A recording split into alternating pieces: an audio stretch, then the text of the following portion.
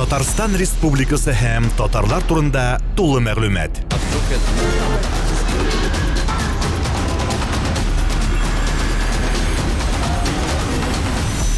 Татар информ мәгълүмат агентлыгы. Хәзер сөйләп китегез. Нәрсә ул ахыр заман? Ничек була ул, кайчан була?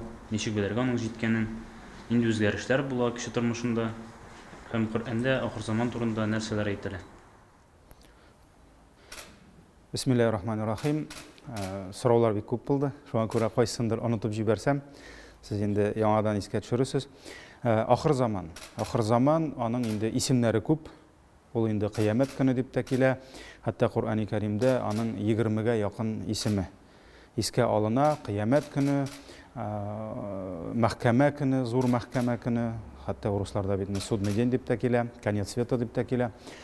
Әлбәттә, ахыр заман вакыйгасы ул бик зур вакыйга һәм чыннан да Аллаһы Тәгаләнең хикмәте белән без адәм балалары 4 баскыч тормышта яшибез. Беренче баскыч ул әни карынында Аллаһы Тәгалә безне юктан бар кыла. Ягъни безгә ишетү, күрү, аяк, кул сәләтен бирә һәм безне Аллаһы Тәгалә киләсе баскычта тормышта яшәргә әзерли. Шуңа күрә иң кыска безнең вакыт, аны инде без яратылу баскычы дип тә атый алабыз. Бу әни карынында үтә. Һәм икенче баскыч адәм баласы анадан бу дөньяга күчә, ягъни шушы дөньяга килә. Һәм менә бу икенче баскыч ул сынау баскычы, сынау тормышы дип атала, чөнки безнең бу дөньяда яшәүебезнең төп максаты без үтәргә тиеш имтиханны. Хәтта Аллаһ Тәгалә Коръәни Кәримдә әйтә, Тәбәрәк сүрәсе, күп әбиләр, бабайларыбыз яратып укый торган сүрә бит инде. Аллази халакал маута вал хаята лияблуакум айюкум ахсану гамала. Аллаһ Тәгалә яралты, юктан бар кылды үлемне, иң беренче үлем турында әйтә. Аннарысын яшәешне ди, сынап карау өчен. Сезне сынау өчен ди, арагыздан кайсыгыз күбрәк изгелек кылыр ди.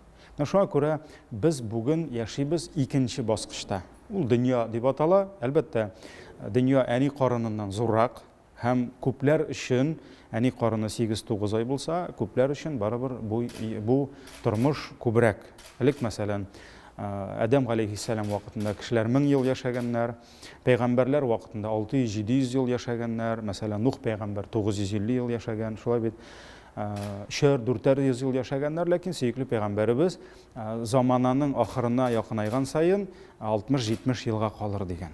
Шуңа күрә хәзер инде тормышны озынайтырга тырышсалар да, ул инде ахыр заманның бер галәмәте, адәм балаларының гомерләре кыскара.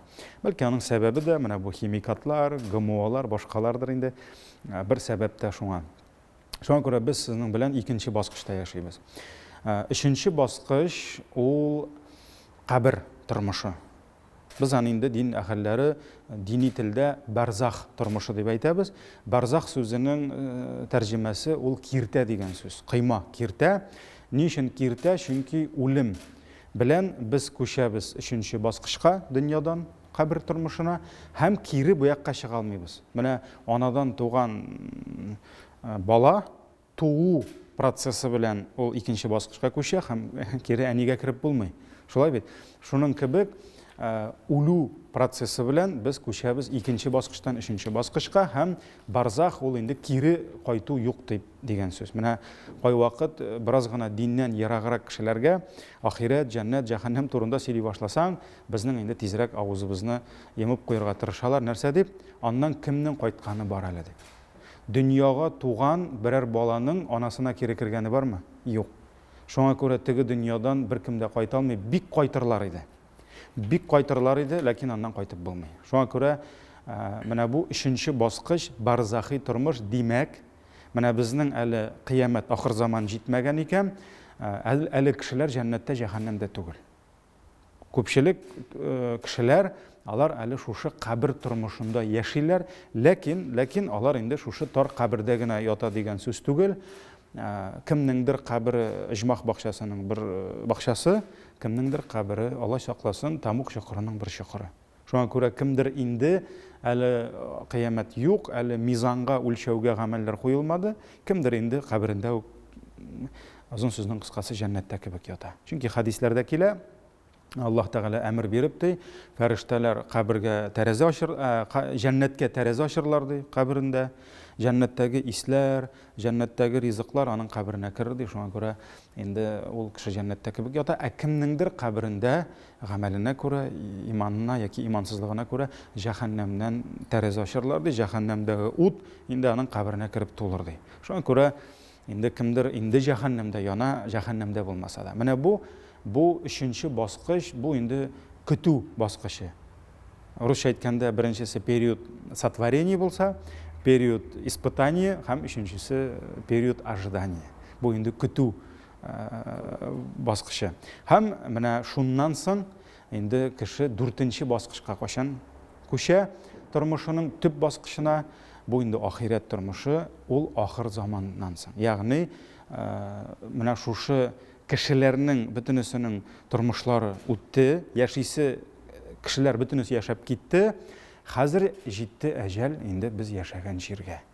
Җир шарының әҗәле җитте. Шуңа күрә ул ахыр заман килеп, кыямәт җитеп, җир шары җимерелә һәм бөтен кеше үлеп, күпмедер вакыттан соң инде яңадан кубарылып торалар, Аллаһы Тәгалә каршына җыелалар. Һәм менә бу кыямәт көне дип атала. Кыямәт намазда хәтта кыям дигән шундый хәл бар, ул басып тору. Басып тору, шуңа күрә бөтен кеше басып торачак, беркемгә дә урындыкта, диванда китереп бирмәсләр.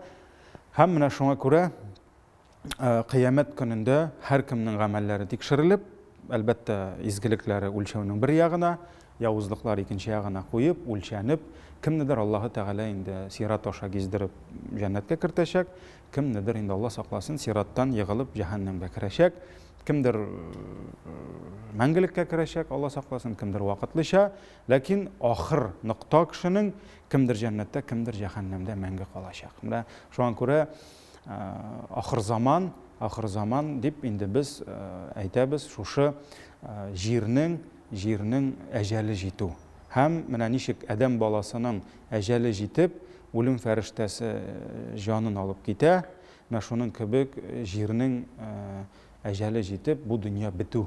Менә бу ахыр заман була һәм инде шушы ахыр заманнан соң безнең 4нче баскыч мәңгелек тормышыбыз башлана, Алла бирсә. Әлбәттә, ахыр заман турында инде аны тасвирлаган Коръәни Кәримдә бик күп аятлар бар, ничек дөнья бетәчәк. Дөнья бетү гәрчә тиз булса да, чөнки ул бик тиз бетәчәк, ләкин аның инде бар галәмәтләре, ахыр заман галәмәтләре. Һәм ул галәмәтләр алдан килә, сөекле пәйгамбәребез үзенең хадисләрендә һәм Аллаһы Тәгалә Коръәни Кәримдә менә шушы ахыр заман алдыннан җирдә ниләр булачак, нинди эшләр эшләнәчәк, нинди вакыйгалар булачак, шулар турында безгә хәбәр бирде, хәтта безне бераз гына вагазлап тору өчен. Чөнки без ахыр заман галәмәтен күрәбез дә, кара, чыннан да Аллаһы Тәгалә әйткән килде бит, пәйгамбәр әйткән килде бит дип, без инде ахыр заманның якынаюын тоеп торабыз инде. Шуңа күрә ахыр заман галәмәтләренең зурлары бар. Инде сөекле пәйгамбәребез үзенең хадисендә 10 зур галәмәте дип әйтте.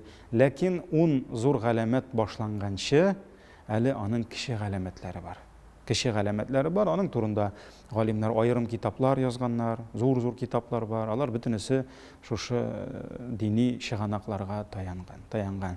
Иң беренче әлбәттә килә кече галәмәтләр, чөнки зур галәмәтләр килсә, алар инде бер туктамый килеп бетәчәк һәм ахыр заман киләчәк.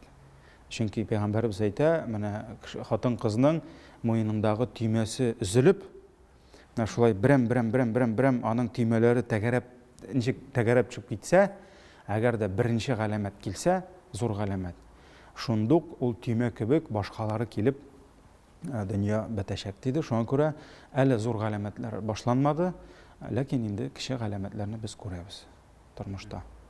Атап китәбез, нинди галәмәтләр булды? Кече галәмәтләрне инде галимнәр бүләләр берничә төргә. Үзләренең китапларында әйтәләр, бар булмаган галәмәтләр әле, ләкин без аларны көтәбез. бар булган һәм кабатланмый торган галәмәтләр, бар булган һәм кабатланып тора торган галәмәтләр, эшкә бүләләр. Булган галәмәтләргә хәтта сөекле пәйгамбәребез Мөхәммәднең җир өстенә килүе ул алдан хәбәр ителгән, алдагы дини китапларда хәбәр ителгән, ул галәмәт булды һәм борынгы халыклар белделәр, Мөхәммәд пәйгамбәр килгән икән, димәк инде тиздән 1000 ярым ел үтсә дә, ул кешелек тарихында тиздән дип атала барыбер. Ул безгә генә озын кебек. Шуңа күрә хәтта Мөхәммәд пәйгамбәрнең килүе дә ул ахыр заман галәмәтенә керә. Шулай ук инде сөекле пәйгамбәребез кайбер тарихи вакыйгаларны әйтте, кайсыдыр илләрнең алынуын әйтте, мөселман диненә күчүен әйтте. Шулай ук сөекле пәйгамбәребез кешеләрнең сыйфатлары үзгәрүен әйтте. Мәсәлән, үзенең бер хадисендә әйтте, 2 төркем кешеләр бар ди, алар икесе дә җәһәннәмдә булыр ди. Җәһәннәм әһелләре булыр ди, ләкин минем аларны күргәнем юк ди. Димәк, пәйгамбәрбез вакытында андый кешеләр булмаган. Берсе ди, урам буйлап төркем ирләр йөрер ди, һәм аларның билләрендә сыер койрыгына охшаган нәрсәләр булыр ди. Алар шушы сыер койрыгына охшаган нәрсәләр белән кешеләрне кыйнап йөрерләр ди. Менә бар бит инде шул ук анда скинхетлар дип әйтәбезме, кулларына әйберләр тотып йөриләр. Кай вакыт инде халык куып йөргән дубинка белән хезмәткәрләрне дә кертергә була. Инде әгәр дә гаделсезлек белән эшләнсә, шуңа күрә инде утта дип әйтелә. Һәм шулай ук менә монда инде икенчесе ди, булыр хатын-кызлар ди, касиятул гарият ди. Алар киенгән булырлар, ләкин ялангыч булырлар ди. Ягъни алар үзләре киенгән, әмма ялангыч. Мәсәлән, инде бүген күп кенә хатын-кызларга җәйге шелләдә син аңа әйтсәң, син ялангач дип. Ул сиңа әйтә, нишләп мин киенгән бит ди. Әмма ул киенсә дә, аның бөтен әйберсе күренә. Яки ул үтә күренмәле нәрсә кигән, яки тәнгә сыланып тора торган. Әйбер кигән, аның инде киенсә дә бөтен иләмнәре, бөтен әйтик матурлыклары күренеп тора фитнә булып. Менә шуңа күрә сөекле пәйгамбәр шуны әйтә. Аннан соң инде пәйгамбәр саллаллаһу алейһи ва сәлләм әйтә, үлчәүләрнең асты өскә килер дигән. Үлчәүләрнең асты өскә килер ди. Ягъни гадәттә үлчәү, мизан ул бит инде ничектер гаделлек берәмлеге. Хәтта безнең бит инде менә мәхкәмә, суд, правосудие дигәч, прокуратура дигәч үлчәү тора. Шулай бит. Ул гаделлекне күрсәткән элек-электән. Әмма дөнья бетер алдыннан, ахыр заман алдыннан үлчәүләрнең асты өскә килер ди. Ягъни гаделлек дип аталган үлчәүләр дөрес күрсәтмәс ди. Шуңа күрә ялганчыны дөрес сөйләүче дип әйтерләр ди кешеләр. Дөрес сөйләгән кешене бу ялганчы дип әйтерләр ди. Акны кара дип әйтерләр ди, караны ак дип әйтерләр ди. Яхшылыкны явызлык дип әйтерләр ди, явызлыкны яхшылык дип әйтерләр ди. Бу бит инде бүген без күрәбез шуны. Шулай бит күп кенә, мәсәлән, чыннан да ни пичагым бер изгелеге булмаган кешеләрне шул хәтлек өскә күтәреп, менә бу яхшы кеше дип әйтәбез. Сиясәт белән бу тибез шулай бит. Шуңа күрә ул нәрсәләр килә. Аннан соң сөекле пәйгамбәребез туганлык җепләре бетер диде. Туганны күрмәс диде. Әгәр дә борынгы заманнарда туганнар ничектер бергә булсалар, ничектер ярдәмләшеп яшәсәләр, ахыр заман алдыннан туганлык дигән нәрсә бетер ди. Чөнки мәсәлән, хәтта мин үзем кичкенә вакытта, мәсәлән, мин хәтерлим, без цветной төсле телевизор алган идек. Бөтен туганнар безгә акча җыйды. Бөтен туганнар акча җыйды, әзәзләп. Әни шул телевизорны әти алып кайтканда, машина яллап, әни бәлешләр салды, туганнар җыелды. Минем гомергә истекә калды. Хәзер безгә мәчеткә күп кенә кешеләр киләләр, әйтәләр, менә мине туганым поручитель итеп кертте, кредитка телевизор алды, үзе түләми, мин түләп йөрим ди. Менә шуңа күрә кызганыч, бүген туганнар кирәкми. Ике күтәрәм дисәң дә, кеше банкка бара, деньги мигым, деньги фәлән бушка, янәсе акчала, туганнар белән аралашу юк бүген. Туганнарның күп кешегә кирәге юк. Алла сакласын. Ул андый нәрсәләр бар. Шулай ук сөекле пәйгамбәрбез әйткән, кеше хатыныма ярыйм дип әнисен рәнҗетер дигән, әти әнисен рәнҗетер дигән. Кеше, чөнки хатын, ләкин әти әни булып кала һәр вакыт шулай бит. Яки мәсәлән, ир кешегә дуслары белән сөйләшү күңеллерәк, әтисе белән сөйләшүгә карый булыр дигән. Менә шундый бик күп галәмәтләр бар. Алар турында китаплар язылган әйткәнемчә. Шулай ук, мәсәлән, табигатьнең үзгәреше, менә глобальное потепление дип әйтәләр бит инде. Шулай бит. Мәсәлән, пәйгамбәрбез әйтә, Гарәп ярым утравы, менә бу арабский полуостров, сахралар, алар да яңадан яшеллеккә күмелерләр ди. ягъни яңадан яшеллеккә күмелер дигән сүз, димәк кайчандыр ул сахараларда инде яшеллек булган дигән сүз. Һәм ул чыннан да бүген археологлар табалар. Яшеллек булган, аның эзләре бар, әсәрләре бар, һәм әкрен генә чыннан да менә гарәп җирләре яшеллеккә күмелеп килә, әкрен генә. Сулар кайта. Бу инде сөекле пәйгамбәребезнең әйтеп калдырган сүзләре. Менә шундый күп, мәсәлән, вакыт кыскарыр дигән. Вакыт кыскарыр дигән. Чыннан да менә бүген без яшибез шундый заманада, безнең машиналар да шаба кебек. Ат кебек кенә түгел, шулай бит. Анда капот астында бер түгел 150 ат кеше җитми безгә. Без зуррагын алмакчы булабыз.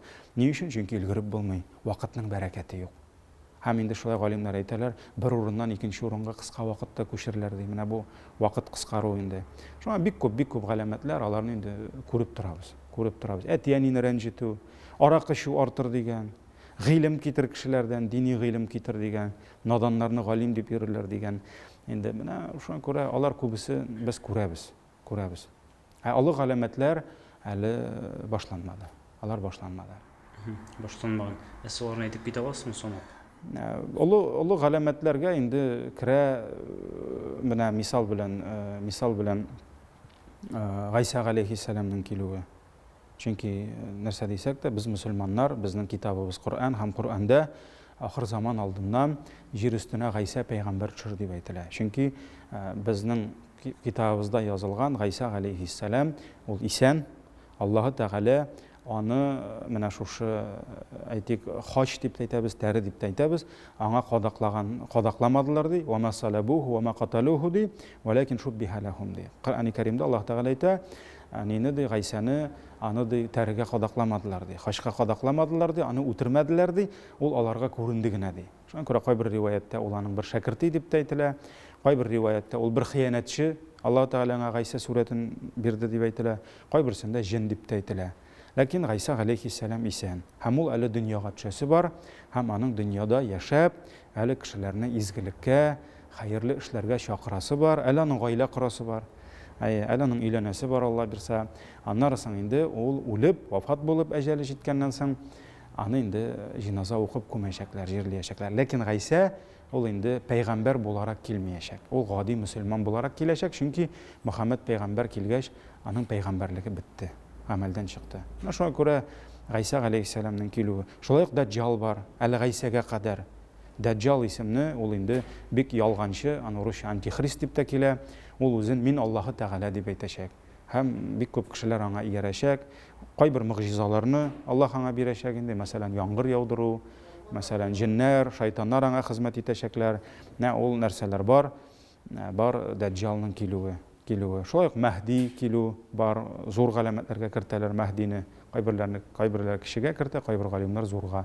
Ягъни ул инде мөселманнарны берләштереп, шушылай бердәм алып баручы бер әмир булыр дип әйтәләр инде Мәһди. Менә шундый аның галәмәтләр бар. Сөйләшеп йөрүче дәббә дип әйтәләр, хуруҗу дәббә. Сөйләшеп йөрүче хайван чыгырды. Һәм ул кешеләр белән шулай сөйләшеп йөрер. Ул да зур галәмәткә керә. Яҗуҗ халкы ул инде җир астында бикләнгән, тау астында бикләнгән бик күп санлы халык. Ул халык көннәрдән бер көнне чыгып, шулай агылып чыгачак, хәтта алар чыккач бер диңгезне чебеп бетерәчәкләр, күлне чебеп бетерәчәкләр, алар бик күп була. Һәм алар инде җир өстендә менә шулай кан коячак, кешеләрне үтерәчәк инде. Һәм соңыннан Аллаһ Тәгалә аларның үзләрен хәлак итәчәк инде. Менә ул Яҗуҗ халкы дип әйтелә. Шулай ук Хиҗаз җиреннән ут чыгу дип әйтелә. Зур ут чыгачак дип. Менә шуңа күрә ул галәмәтләр бар, һәм алар инде әлегә башланмады. Кояш икенче яктан чыгу, бу инде иң ахыргы галәмәтләрнең берсе. Гадәттәгечә кояш көн чыгыштан түгел, байыган яктан чыгачак һәм инде бөтен шаңлаячак, дөнья бетте, инде тәүбә ишекләре шул вакыт, шул заман ябылачак дип килә. Менә кешеләр аңлагач, ничек үзләрен тотарлар? Ахыр заман җиткәнне белгәч, аңлагач. Кайбер кеше инде ул күрәсең шул кадәр аның инде күзе, күңеле томалангандыр, ул инде аны күргәч тә аңламаска мөмкин инде. Кыямәт көне сөекле пәйгамбәрбез әйтте, бик тиз килер диде.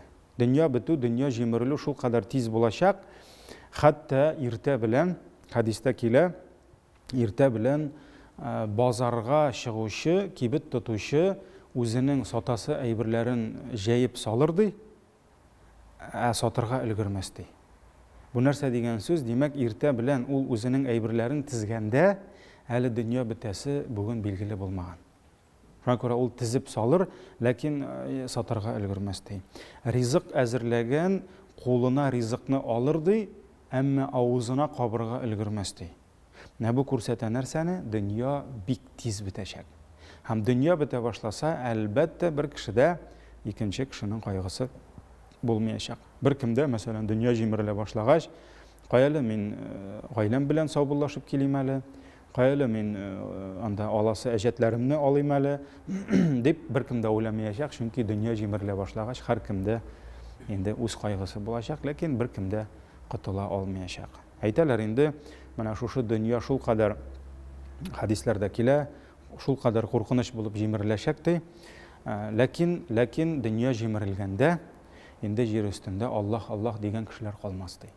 Шуңа күрә төрле риваятләрдә төрлечә килә, ләкин менә шушы иманлы кешеләр инде үлеп беткән булачак дөнья җимерелгәндә, һәм исәннәр булса да, бер ниндидер бер хуш ис чыгып, шушы хуш истән иман әһелләре хуштан языр ди. Егылып үләр ди. Алар инде шушы кыямәт дәһшәтен, ягъни дөнья бетүнең менә бу процессны алар күрмәсләр дип килә инде. Менә әгәр безнең баш белән уйлап карасаң, дөнья битен тиз бетә дип әйтәсез, бик тиз. Дөнья бетүнең бетә башласа тиз бетәчәк. Безнең аңлау белән. Ул бик тиз булырга тиеш. Ничек булыр ул? Бомба шартлармы, җир ярылырмы? Әлбәттә, Коръәндә төрле аятлар килә, анда килә диңгезләр ярларыннан чыгыр дип килә, диңгезләр кайнап чыгыр дип килә. Ягъни ул бит инде мәсәлән Коръәндә әйтелгән, диңгезләр кайнап чыгыр дигәч, ул бик куркыныч димәк. Ул диңгез кайный башласа, димәк, аның астында ниндидер ут чыккан дигән сүз. Ул ут безнең җирнең күчәре ачылырмы? Җир ярылып астагы, менә ул бит инде вулканнар, ниләр без күрәбез, ничек җир астыннан ут чыга. Шулай бит инде. Шуңа күрә ул нинди процесслар булыр, аны күз алдына китереп булмый. Шулай ук мәсәлән, таулар тетелгән йон кебек, мәсәлән, менә хайванның сыртындагы йонны син йылкып аласың да җилгә чырасың. Менә таулар шуның кебек ишеп йөрерләр ди. Моны күз алдына китереп булмый. Нинди ул куркыныч булачак. Шулай ук килә йолдызлар кыелыр ди, күкләр җимерелер, ярылып бетәр ди. Шуңа күрә ул процесс бик куркыныч булачак. Аны инде кемәле безнең сәләтле режиссер Стивен Спилбергмы, монда аларның гына фантазиясы, Голливудның фантазиясы гына моңа җитмәячәк. Ләкин иң мөһиме шул, иманлы кешеләр, изге кешеләр, хәерле кешеләр, алар бу дәһшәтне күрмәячәк. Инде Аллаһ Тәгалә аларны алдан алачак.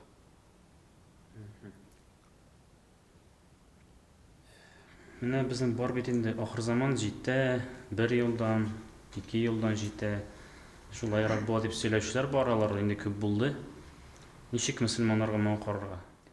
Ул инде тарихта гомер бакыйна шушы ахыр заман җитә дип, менә шушы айда, шушы елда дип, инде ул гел лаф урып торганнар, инде ул чаң кагып торганнар, кайбер инде адашкан дин әһелләре шушылай кешеләрне дәген, әйдәгез бөтен акчаларыгызны безгә китерегез, безнең анда гыйбадәтханәгә дип акчаларын да җыеп алганнар инде еш кына. Без дә беләбез инде кибеттә шәмнәр калмады, башка нәрсәләр, тозлар, ярмалар калмады. Ул күрәсең әзрәк кенә бары сәүдәгәргә дә распродажа кирәк бит инде җыелган товарны сатып бетерергә. Шуңа күрә булды вакыт әле менә берничә ел элек ахыр заман җитә дигәч, инде бик акыллы гына кешеләр миңа әйттеләр, менә бездә утын яга торган газ бетәчәк икән, электр бетәчәк икән, утын яга торган мишләр кайтарып куйдык ди. Менә шуңа күрә ул бит инде кемгәдер файдалы инде бу әйберләр. Кемдер моның белән акча эшли. Ләкин бер вакытта да, бер кайчан да кыямәтнең кайчан җитәсен Аллаһы Тәгаләдән башка бер зат та белмәде. Аллаһы Тәгалә бер вакыт беләбез, Җәбраил фәрештәне җибәрде Мөхәммәд пәйгамбәр янына. Менә уйлап карагыз, Мөхәммәд пәйгамбәр ул бит инде кешеләрнең иң изгесе санала. Һәм Аллаһы Тәгаләгә иң якыны санала. Һәм аның янына кем килде? Җәбраил фәрештә, бу фәрештәләрнең иң зурысы. Һәм Аллаһы Тәгаләгә иң якыны, урыслар әйтмешли, приближенный фәрештә килде. Һәм алар арасында әңгәмә корылды. Җәбраил фәрештә ул бер кеше хәлендә иде, сурәтендә. Һәм Җәбраил фәрештә кайчан дөнья бетә диде. Ул бу сорауны тиктималга гына әйтмәде. Кайчан дөнья бетә диде. Мөхәммәд пәйгамбәр белмим дип әйтмәде. Мөхәммәд пәйгамбәр Аллаһ Тәгалә генә белә дип әйтмәде. Мөхәммәд пәйгамбәр бик хикмәтле итеп җавап бирде. Җәбраил фәрештә сорады, кайчан дөнья бетә диде. Мөхәммәд пәйгамбәр әйтте, сораучы сораучыдан артыгын белми диде. Бу нәрсә дигән сүз? Син дә, Җәбраил, иң зур фәрештә, мин дә, Аллаһка иң якын кеше, без беребез дә дөньяның кайчан бетәсен белмибез диде. Шуңа күрә Җәбраил фәрештә белми икән, Мөхәммәд пәйгамбәр белмәгән икән, аны Нострадамус каян белсен? Аны фәлән авылның фәлән сихерчесе, күрәзәчесе каян белсен? Каян белсен? Аны беркем дә белә алмый, Аллаһыдан башка. Шуңа күрә менә бу кеше башы катыру, бу кеше, хәтта монда мин әйтер идем шуны, бер вакыт Мөхәммәд пәйгамбәргә килеп, бер кеше сорау биргән, кайчан дөнья бетә инде дигән. Мөхәммәд пәйгамбәр әйткән, менә үлем фәрештәсе кайчан җаныңны суырып ала, шунда синең өчен дөнья бетә дигән. Шуңа күрә дөнья бүген бетәме, иртәгәме, без секунд сайын җир өстеннән күпме кеше китеп бара. Димәк, алар өчен дөнья бетте дигән сүз. Шуңа күрә без әзер булырга тиеш. Бүген әгәр дә миңа үлем фәрештәсе килеп, минем җанымны алып китте икән, миңа дөньяда нәрсә барса да, миңа ул барыр. Чөнки минем дөньям бетте. Шуңа күрә әҗәл, үлем фәрештәсе килү, ул инде ахыр заман безнең өчен.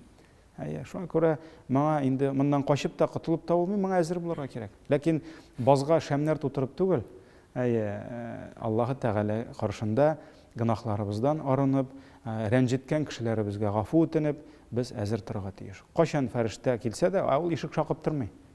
Ул бердән-бер кунак, ул бер кайчан да ишек шакып кирмей.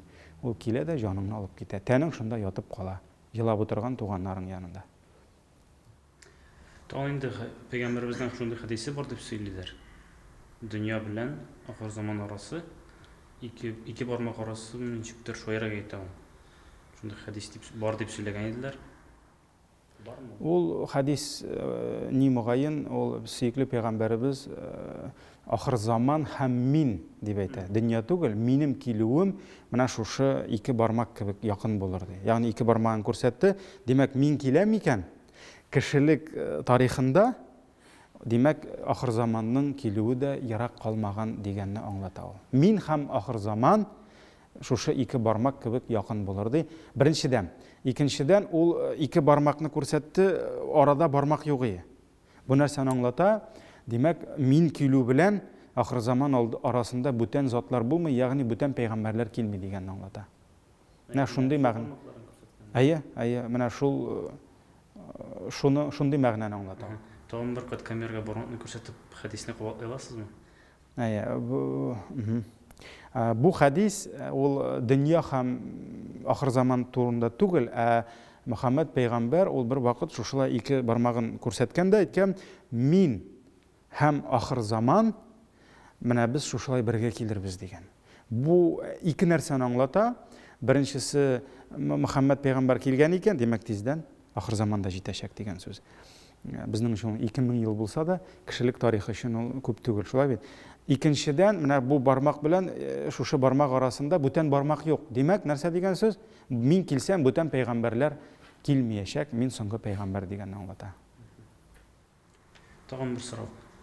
Ахыр заман, дөнья бетү, җиңгә көнгә туры килер дигән сүзләр бар.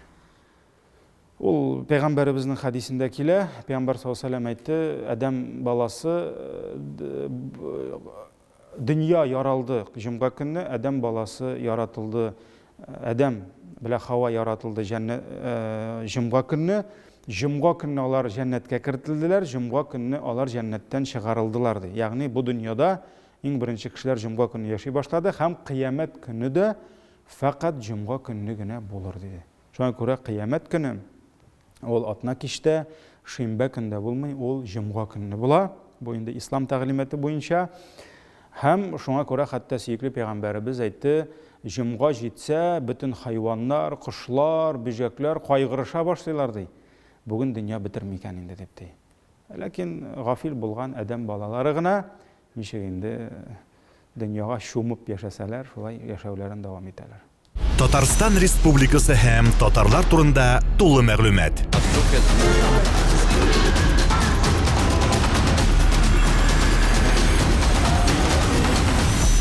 Татар информ мәгълүмат агентлыгы.